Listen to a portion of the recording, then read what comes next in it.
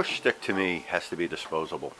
In my shop, it's not all that unusual for me to determine the best and safest way to make a cut is to run the push stick right over the saw blade. And the last thing I want going through my mind is the cost of the push stick or the tender loving care that I spent in creating that push stick. So those of you out there that make really amazing push blocks, hey, more power to you, but to be honest, I don't have the time. So my push sticks are made out of scraps that I'd be more than happy to throw away, and I find that PVC makes pretty much the perfect material.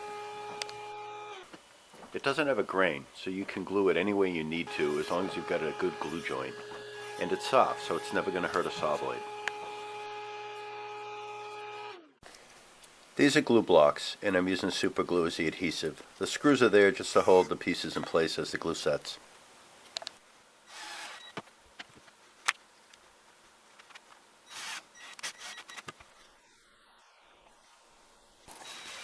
For the actual push sticks, I'm using PVC Cement. I got this stuff at the plumbing department at the box store. This is solvent based. As the solvent evaporates, the two pieces are literally welded together. So it takes a while, several hours overnight, but it's as strong as it gets for PVC.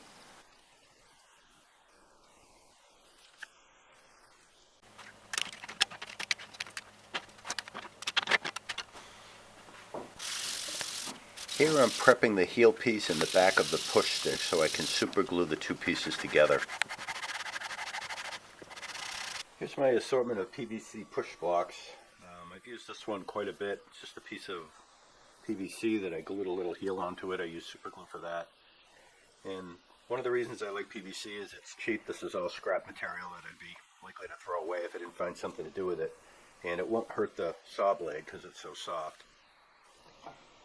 I've historically used these bird's mouth style push sticks, and they're easy enough to make. You just cut a little bird's mouth in it, and as this end gets beat up, you can just cut it back and put another bird's mouth in. I even made a larger one because for certain cuts this is a little more convenient. My favorite block has been this one because I find I like the idea that you can hold it down as you run it over the blade. And I made these in an hour or so. A lot of the time was making a clamping block. I used PVC cement for this joint, so these two pieces are literally welded together, and I used super glue back here on the heel. I made a slightly narrow one. I screwed this heel on just for a variation, and then I made a smaller one since I was doing it.